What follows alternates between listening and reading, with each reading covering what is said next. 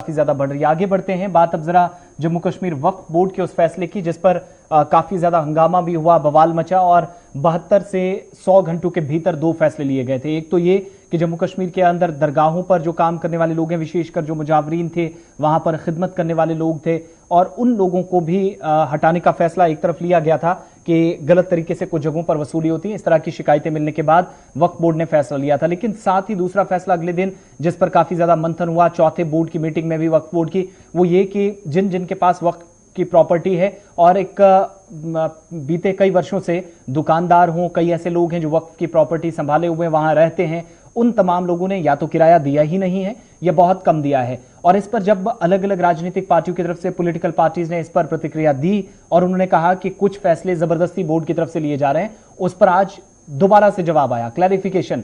जम्मू कश्मीर वक्फ board की chairperson doctor रक्षा अंद्राबी ने Gulistan news के संवाददाता से बात करते हुए इसी मुद्दे पर कहा कि कुछ लोग इस चीज को भी और इस मुद्दे को भी वोट बैंक का मुद्दा बनाकर एक लंबे समय से इस पर राजनीति कर रहे हैं। लेकिन आज के समय में जो मार्केट रेट्स तय हैं उस हिसाब से आने वाले समय में इस पर जो फैसला लिया गया है इसी प्लान से काम होगा।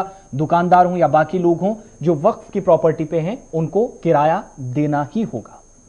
हमने जितने हमारे किराएदार है, जो हमारे एसेट हैं, चाहे होटल है कहीं पे, चाहे ज़मीन है, चाहे कोई कारखानादार है, हमें उनसे कोई शिकायत इस तरह से नहीं है कि वो कारोबार क्यों करते हैं। हमें शिकायत है वो हमें किराया नहीं देते हैं। पिछले कई दहाइयों से उनके पास हमारा किराया है।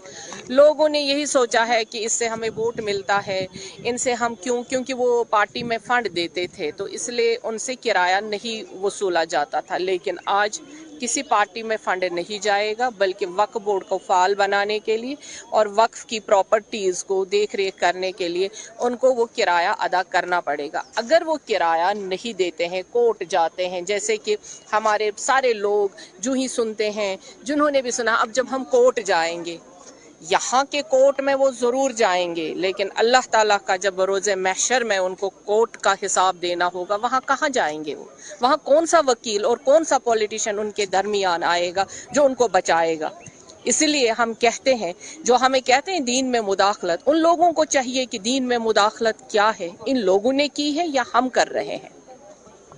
अब हम चाहते हैं जिनको नुकसान हो रहा है, जो कहते हैं हमें इससे कोई फ़ायदा नहीं है, इन दुकानों से, इन कारखानों से, हम उनको बराही करम आपसे अपील करते हैं वो हमारा जो उनके पास एसेट्स हैं, दुकानें, वो खाली करें। क्योंकि हमारे जो यूथ आजकल बेरोज़गार हैं, हम उनके लिए वो दुकानें ऑक्शन करेंगे, उनको दे देंगे वो, ताकि अपना कारोबार शुरू करेंगे। उनसे हमें किराया भी मिलेगा और उनकी ज़िंदगी भी संवर जाएगी।